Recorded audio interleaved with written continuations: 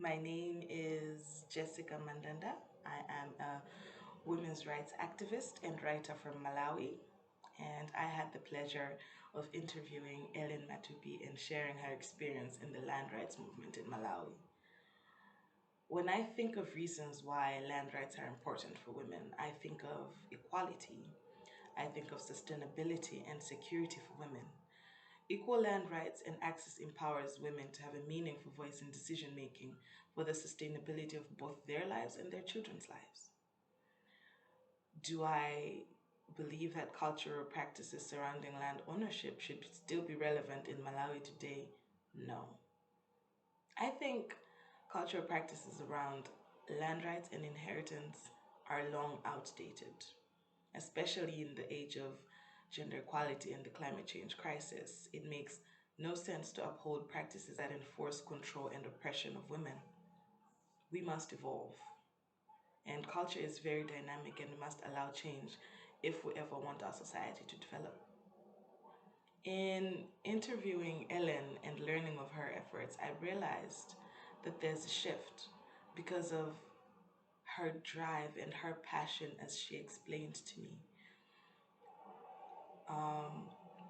Her efforts and the coalition's efforts have seen to the liberation of women, especially women farmers in Malawi, and their access to land and inheritance of land to enhance their lives and their families in a way that the general public has often chosen to ignore and not acknowledge as something of value. And that is beyond inspiring. I will quote Ellen here and say, if you give a woman land, you give her two things. You give her food and you give her money. And she is able to sustain herself and her children. And women are primarily carers and nurturers of families. They make decisions for their families and ensure the health of their families. And implementation of that land rights and that access bill pushes the issue of access to land and it challenges the cultural practices around um, land ownership. And that empowers women and it levels the field in a way for women that they're better able to take care of their families and to ensure that their families are healthy and to ensure a sustainable life for their families.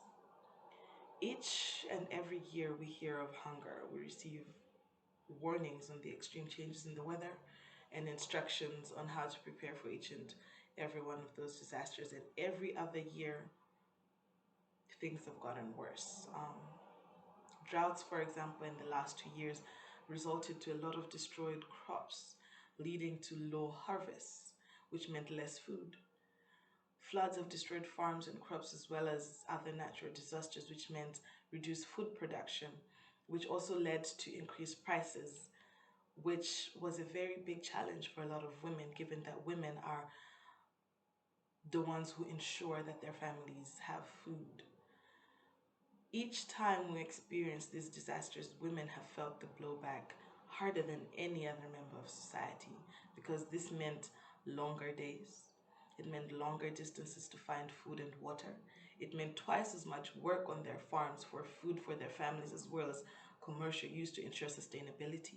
It meant an unbelievable emotional and physical burden on women to ensure their family's survival. This, besides the pre existing harsh conditions against women.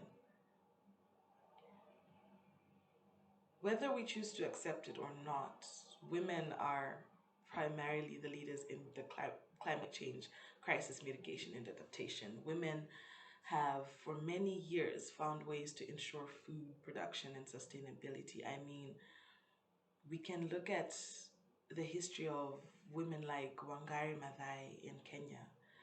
A lot of women in Malawi have found ways to mitigate the consequences of natural disasters.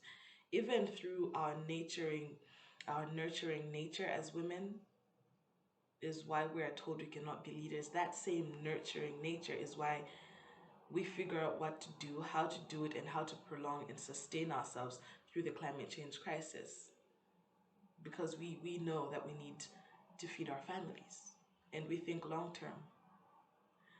It should not be of any question or discussion that women should and have access to land, inheritance, and their rights.